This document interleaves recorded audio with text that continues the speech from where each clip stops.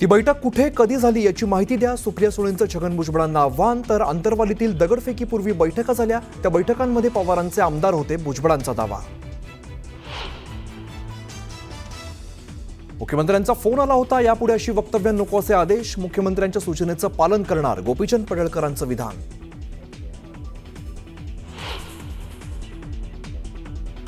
पडळकरांच्या वक्तव्याशी सहमत नाही, मुख्यमंत्री फडणवीसांची प्रतिक्रिया. तर पडळकरांच्या वक्तव्याबाबत पवारांची फोनवरती चर्चा झाल्याची मुख्यमंत्र्यांची माहिती. पडळकरांच्या जयंत पाटलांवरील टीकेनंतर शरद पवारांचा मुख्यमंत्री फडणवीसांना फोन. अशा भाषेतील टीका राज्याच्या संस्कृतीला न शोभणारी, मुख्यमंत्र्यांकडे व्यक्त केली नाराजी. म्हणून निषेध करतो, त्यांनी सांभाळून बोलावं, नाहीतर हा शिवसैनिक घरात घुसून मारल्याशिवाय राहणार नाही, याची त्यांनी काळजी घ्यावी. शिवसेना आमदार राजेश मोरेंची संजय राऊतांना धमकी. आनंद दिघेंबाबत केलेल्या वक्तव्यानंतर राऊतांना मोरेंची धमकी.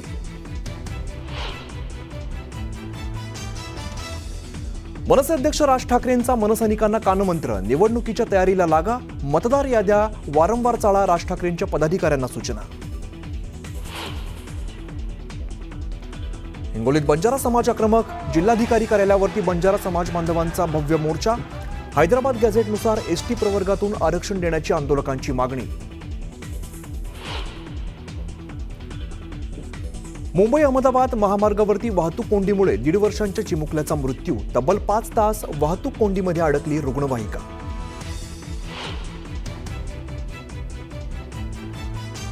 पुण्यातील केशवनगर भागात वाहतूक कोंडीचं शरद पवारांच्या पक्षाने घातलं श्राद्ध. अनेक दिवसांपासून पाठपुरावा केला तरीही परिस्थिती जैसे थे.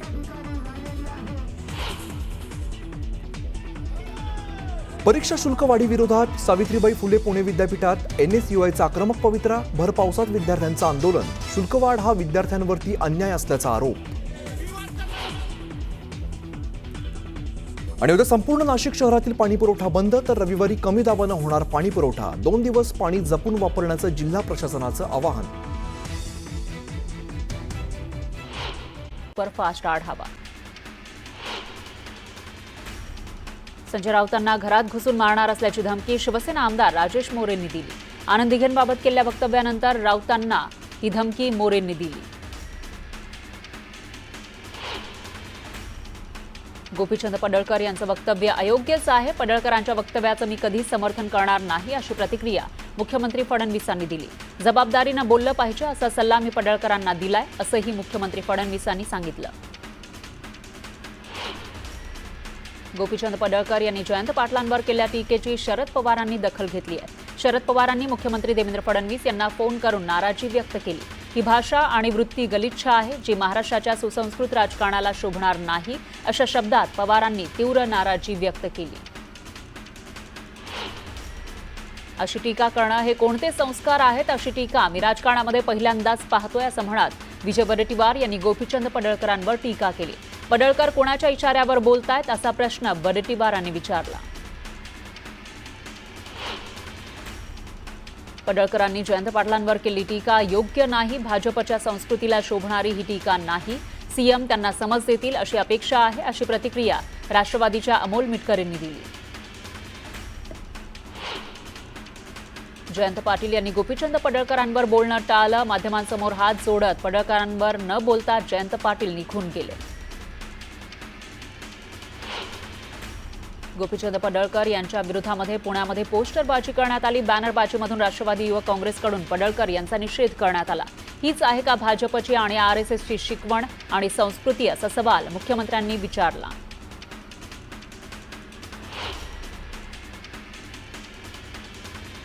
गोपीचंद पडळकर यांच्याकडून जयंत पाटलांवर करण्यात आलेल्या जहरी टीकेच्या निषेधार्थ इस्लामपूरमध्ये मोर्चा काढून ठिय्या आंदोलन करण्यात आलं. छत्रपती शिवाजी महाराजांच्या पुतळ्यासमोर एकत्रित येत गोपीचंद पडळकर यांच्या विरोधात जोरदार घोषणाबाजी करण्यात आली. सांगलीच्या जतमधील पंचायत समितीमधील अभियंत्याच्या आत्महत्येवरून भाजप आमदार गोपीचंद पडळकर आणि आमदार जयंत पाटील यांच्यामध्ये संघर्ष निर्माण झालाय. आत्महत्येला जबाबदार कोण, यावरून सुरू झालेल्या आरोप प्रत्यारोपानंतर मोर्चे आंदोलनं सुरू झाली आहेत आणि यातून हा संघर्ष आणखी चिघळण्याची शक्यता आहे. निवडणुकीच्या तयारीला लागा, मतदार याद्या वारंवार चाळा, मनसेची ताकद आहे ती आणखी बळकट करा असा कानमंत्र राज ठाकरेंनी मनसैनिकांना दिला. युती आघाडी की बाकी काय ते नंतर सांगतो असं राज ठाकरे कार्यकर्त्यांना म्हणाले. शिंदेंच्या बालेकिल्ल्यामध्ये दोन्ही ठाकरे बंधूंनी विशेष रणनीती आखल्याचं दिसून येते. एकीकडे मनसे अध्यक्ष राज ठाकरे अंबरनाथ, कल्याण, डोंबिवली दौऱ्यावर आहेत, तर दुसरीकडे शिवसेना युबीटीचे प्रमुख उद्धव ठाकरे यांनी अंबरनाथ, बदलापूर, कल्याण, डोंबिवली इथल्या पदाधिकाऱ्यांची मातोश्रीवर बैठक बोलावली आहे. विजयी होणार या आत्मविश्वासानं निवडणुकीची तयारी करा. ही निवडणूक म्हणजे आपली ॲसिड टेस्ट आहे. शिवसैनिकांच्या आणि तुमच्या भरवशावर आत्मविश्वासानं जिंकत आलो असं उद्धव ठाकरेंनी पदाधिकाऱ्यांना म्हटलं. मराठवाडा मुक्ती संग्राम दिनानिमित्त महाराष्ट्र शासनाच्या मंत्र्यांनी मराठा बांधवांना जात प्रमाणपत्राचं वाटप केलं. या जात प्रमाणपत्र वाटपावरून वाद पेटलाय. या जात प्रमाणपत्र वाटपाला ओबीसी समाजातील विविध संघटना आणि स्वतंत्र व्यक्तींच्या वतीनं हायकोर्टात याचिका दाखल करण्यात आली आहे. या याचिकांमध्ये थेट शिंदे समितीवर आक्षेप घेण्यात आलाय. आगामी स्थानिक स्वराज्य संस्था, महानगरपालिका आणि नगर परिषदेच्या रणधुमाळीमध्ये शिवसेनेनं मावळमध्ये मोठे बदल केलेत. मावळ तालुका प्रमुख म्हणून काम करणाऱ्या राजू खांडभोर यांची जिल्हा प्रमुखपदी नियुक्ती करण्यात आली आहे. गणेश नाईक विरुद्ध ठाणे शिवसेना संघर्ष पेटणार आहे. भाजप नेते आणि पालघर जिल्ह्याचे पालकमंत्री गणेश नाईक यांच्या ठाण्यातील जनता दरबारवर शिवसेनेनं आक्षेप घेतलाय. वनमंत्री गणेश नाईक यांच्या जनता दरबारमुळे अधिकारी एकाच ठिकाणी खोळंबल्यानं जनतेच्या कामांना उशीर होतोय असा आरोप शिंदे गटानं केलाय. पुण्यात आयफोन 17 खरेदीसाठी नागरिकांनी मोठी गर्दी केली. कोपा मॉलमध्ये सुरू झालेल्या आयफोन स्टोअरमध्ये पुणेकरांनी खरेदीसाठी रांग लावली. बीडच्या केसमध्ये ओबीसी समाजानं मोर्चा काढला. ओबीसी आरक्षण वाचवण्यासाठी हा मोर्चा काढण्यात आला. आंदोलनात लक्ष्मण हाके, नवनाथ वाघमारेंनीही सहभाग घेतला. जालन्यात धनगर समाजानं गेल्या 3 दिवसांपासून उपोषण सुरू केलं आहे. एसटी प्रवर्गातून आरक्षण देण्याची मागणी करण्यात आली आहे. दरम्यान मागणी पूर्ण होईपर्यंत उपोषण सोडणार नाही असा निर्धार करण्यात आला आहे. हिंगोली शहरामध्ये बंजारा समाज बांधवांकडून मोर्चा काढण्यात आला. एसटी प्रवर्गातून आरक्षणाच्या मागणीसाठी बंजारा समाज रस्त्यावर उतरला. धाराशिवमध्ये आदिवासी पारधी समाजाची लोक ही हजारोंच्या संख्येनं रस्त्यावर उतरली. बंजारा समाजाच्या आरक्षणाच्या मागणीला विरोध करण्यासाठी हजारो पारधी समाजातील महिला पुरुषांनी मोर्चा काढला. 2 तासांपासून जिल्हाधिकारी कार्यालयासमोर ठिय्या आंदोलन करण्यात आलं. अमरावतीच्या तिवसामध्ये पतीसोबतच्या वादातून महिलेनं पोटच्या मुलाला नदीत फेकण्याचा प्रयत्न केला. वेळीच नागरिकांनी आणि पोलिसांनी हस्तक्षेप केला, त्यामुळे मोठा अनर्थ टळला. परभणी शहरामध्ये ठिकठिकाणी कचऱ्याचं साम्राज्य पसरलेलं आहे. यामुळे नागरिकांच्या आरोग्याला धोका निर्माण झालाय. तातडीनं कचरा स्वच्छ करण्याची मागणी इथल्या लोकांनी केली. वाशिम जिल्ह्यातील जवळका गाव ते रेल्वे स्टेशनला जोडणाऱ्या मार्गावर मोठ्या प्रमाणामध्ये खड्ड्यांचं साम्राज्य पसरलंय. यामुळे वाहनधारकांसह नागरिकांना नाहक त्रास सहन करावा लागतोय. तातडीनं रस्ता दुरुस्त करावा अशी मागणी करण्यात आली आहे. अन्यथा तीव्र आंदोलन छेडण्याचा इशारा इथल्या लोकांनी दिला. चंद्रपूरच्या गडबोरी गावात बिबट्यानं 7 वर्षीय मुलावर हल्ला केला. यामध्ये मुलाचा मृत्यू झाला. प्रशील मानकर असं मृत्यू झालेल्या मुलाचं नाव आहे. दरम्यान बिबट्याचा तातडीनं बंदोबस्त करावा अशी मागणी ग्रामस्थांनी वनविभागाकडे केली आहे. भंडारा तहसील कार्यालय परिसरातील 3 दुकानांना आग लागली. आगीमध्ये दुकानं जळून खाक झाली. अग्निशमन दलाकडून आगीवर नियंत्रण मिळवण्यात आलं आहे. सुदैवानं यामध्ये कोणतीही जीवितहानी झाली नाही. सोलापूर शहरातील द्वारकाधीश नगरात नागरी वस्तीमध्ये ड्रेनेजचं पाणी शिरलं, तर ड्रेनेजच्या पाण्यामध्ये बसून शिवसेना ठाकरे गट आणि स्थानिक महिलांनी आंदोलन केलं. पाण्यात बसून होडी सोडत महापालिका प्रशासनाचा निषेध करण्यात आला. जळगावच्या याबल तहसील कार्यालयासमोर प्रहार दिव्यांग क्रांती संघटनेच्या वतीनं मूक आंदोलन करण्यात आलं. शेतकऱ्यांचा सातबारा कोरा करा असं आश्वासन सरकारनं पूर्ण करावं अशी मागणी यावेळी करण्यात आली.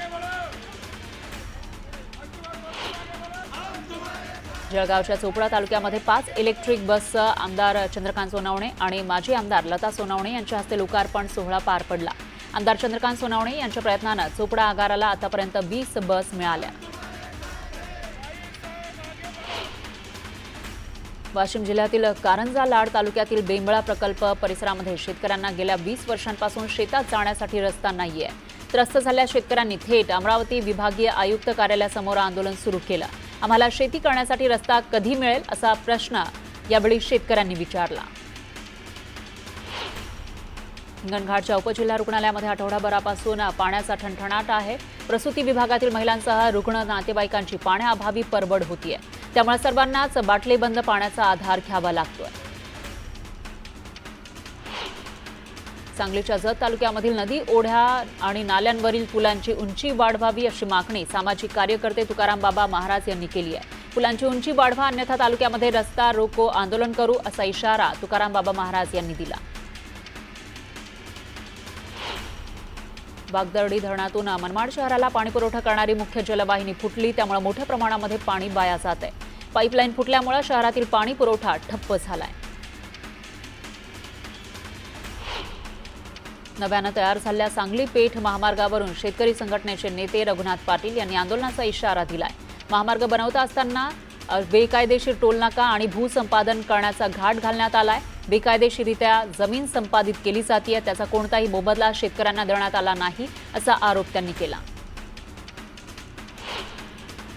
चंद्रपुरात दरवर्षीप्रमाणे यंदाही शारदीय नवरात्रोत्सवात माता महाकाली महोत्सवाचं आयोजन करण्यात आलं. 5 दिवस चालणाऱ्या या महोत्सवाला 27 सप्टेंबरपासून सुरुवात होणार आहे. तर 30 सप्टेंबरला नगर प्रदक्षिणा आणि पालखी काढली जाणार आहे. चीनमध्ये झालेल्या एशियन रग्बी स्पर्धेत 18 वर्षाखालील गटात भारताकडून खेळणाऱ्या प्रणव विलास गावित याची बाघाळे इथं गावकऱ्यांच्या वतीनं मिरवणूक काढण्यात आली आणि सत्कार करण्यात आला. सर्व स्तरातून त्याचं कौतुक होतंय.